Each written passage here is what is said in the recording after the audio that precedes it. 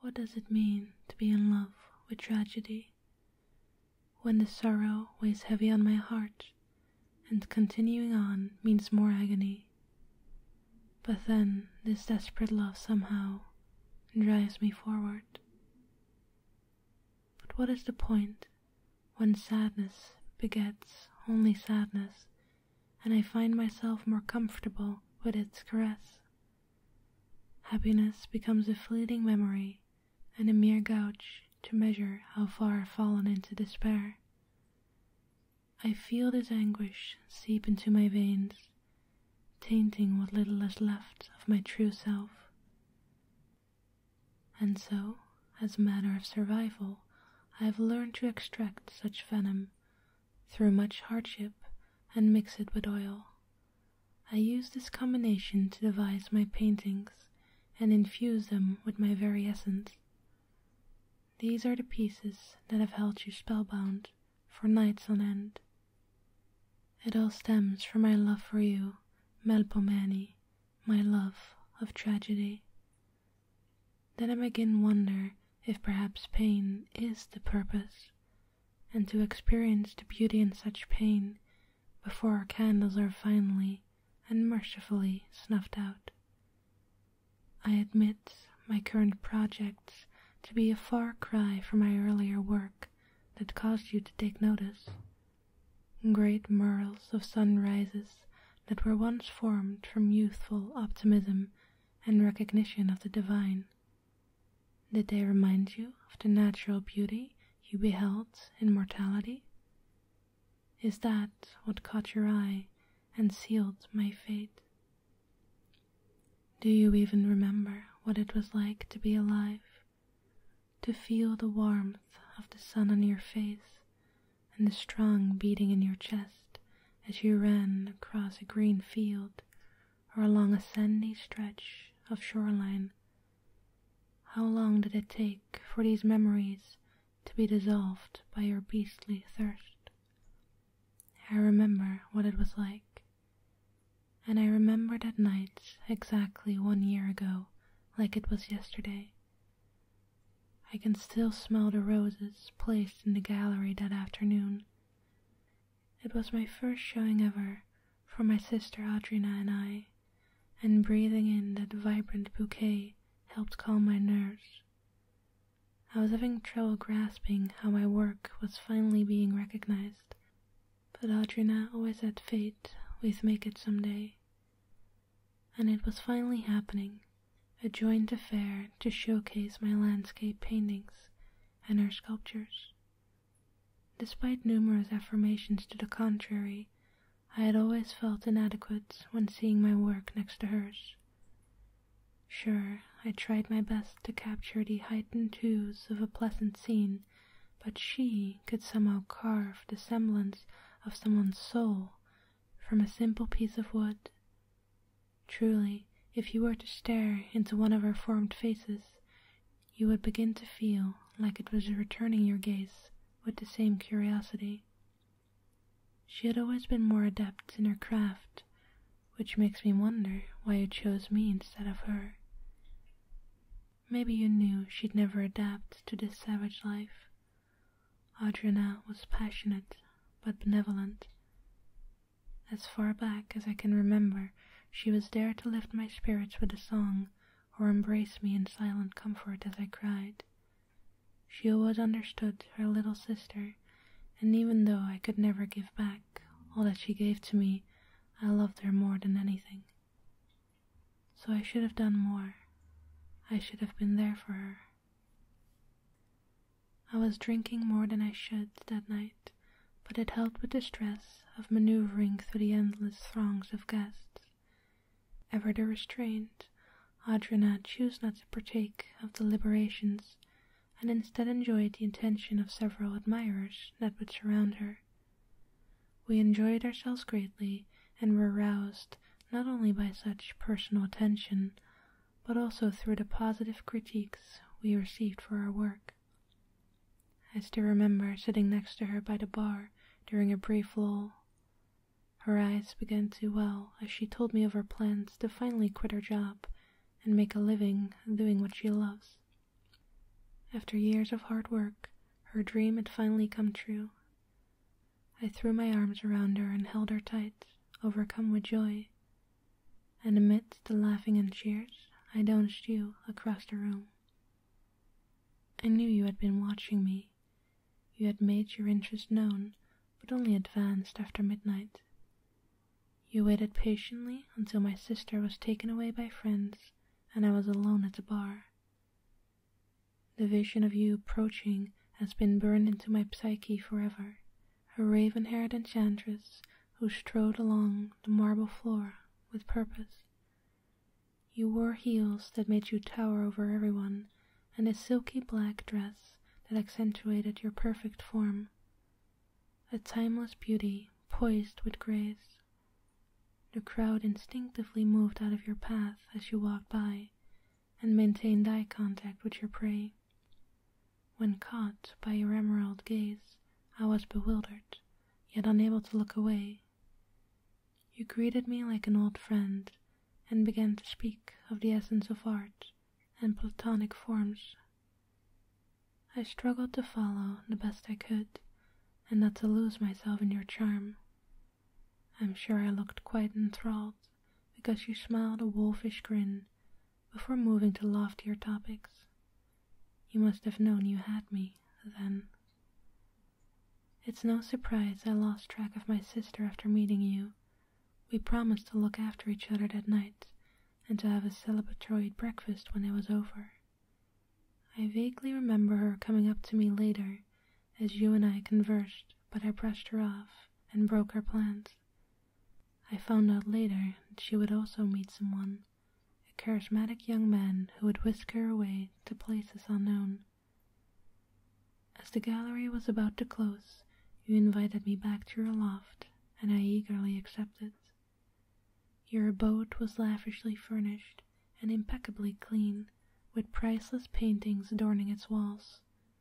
I was instantly drawn to an ancient-looking sword hanging as the centerpiece, and marveled at its workmanship for several minutes.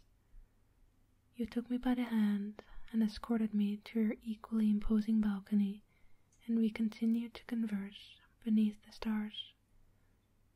Soon you began to speak of preserving not only my work, but myself as well, for generations to come. Your gracious words tenderly caressed my troubled mind, and in this moment I felt perfectly at peace. You confessed to watching me for a long time, much to my surprise. You now wanted me by your side, to be embraced and continue my work forever. I welcomed your spirited advances, for who could deny an offer from one so alluring? Then you gently kissed my lips, and I was too caught up in the moment to notice the coldness of your skin or the scarcity of your breath against my face. I would have agreed to anything in that moment. I wanted to be yours forever. I couldn't deny these feelings, but wonder how much of my own agency was still available to me. When I did say yes, were those my words that escaped my lips, or were they placed there by you? Not that it really matters anymore. You swiftly reacted by tilting my head to the side, making me feel strangely exposed. I tried to speak, but stopped when I felt a sharp pain in my neck as you sunk your fangs in deep and began draining me of my mortality. Who knew dying could feel so euphoric? I moaned in ecstasy as you were drinking my blood, sucking at the wounds you had made, and making your own blissful sound. I felt a warmth down my neck as wayward drops began to trickle from your chin.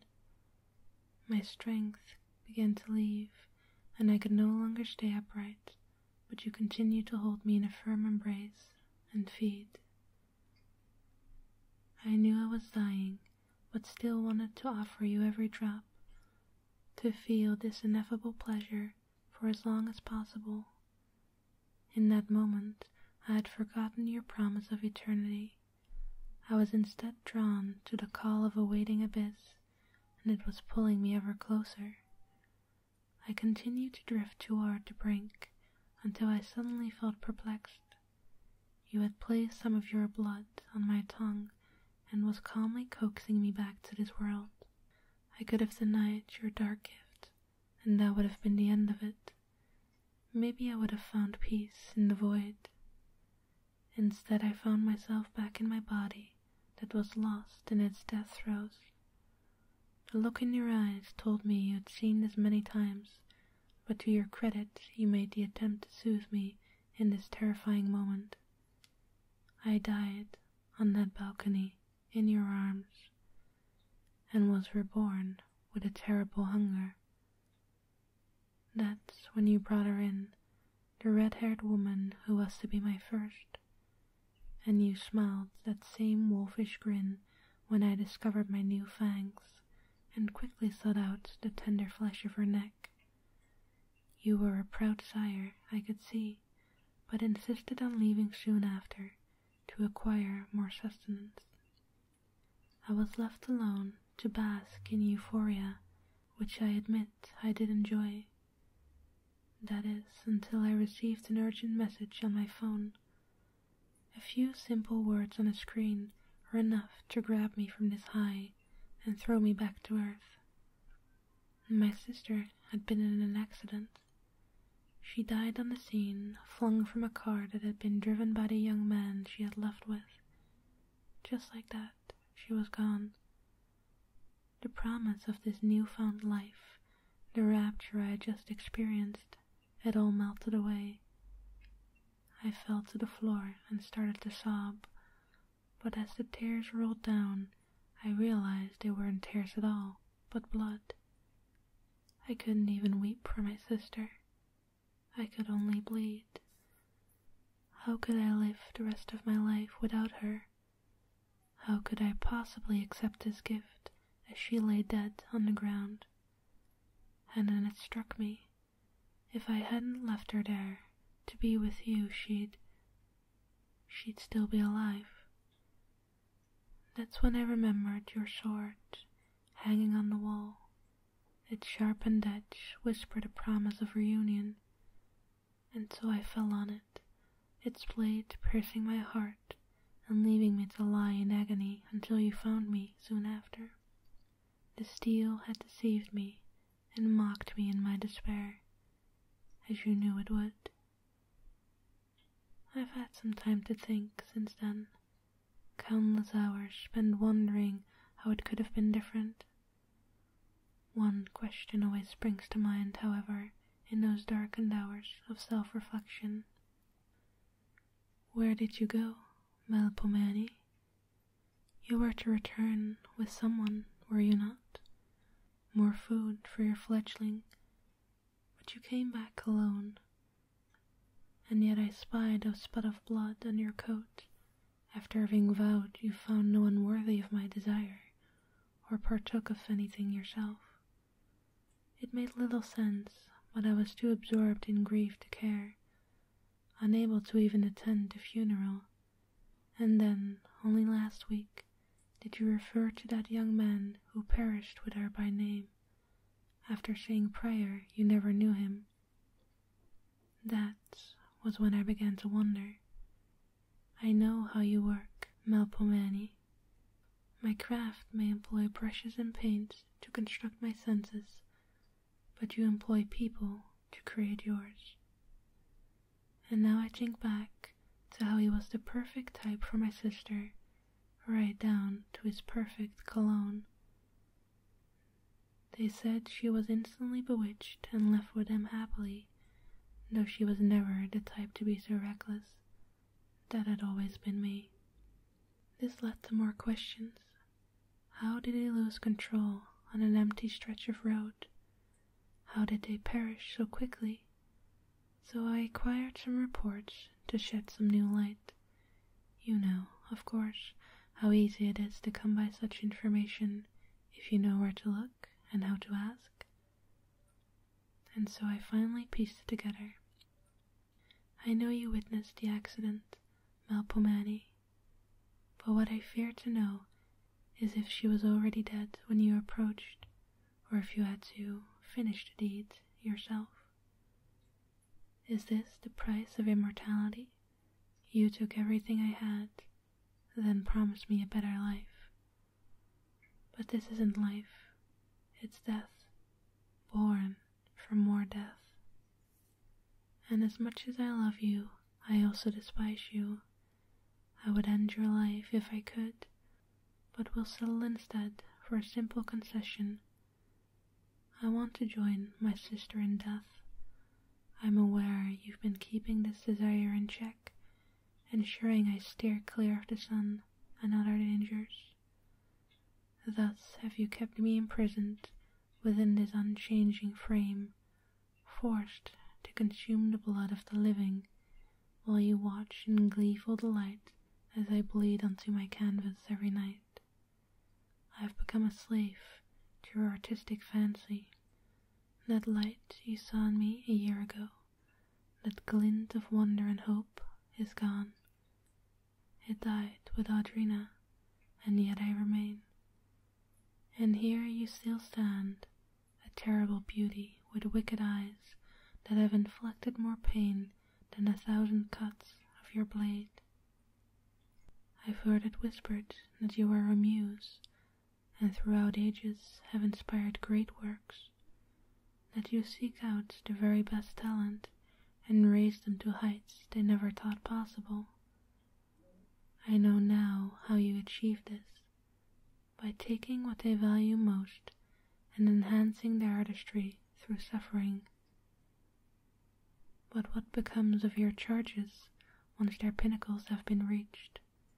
A vampire may live forever, but our artistic flame will eventually burn out, and even faster when it is made to burn brightly. This candle's wick is at its end, and so I must leave you. I refuse to be tragedy's lover any longer, and though I can't stop you from creating more pain, my own path to freedom has been revealed. And by the light of this path, I will see my sister again. Farewell, my muse.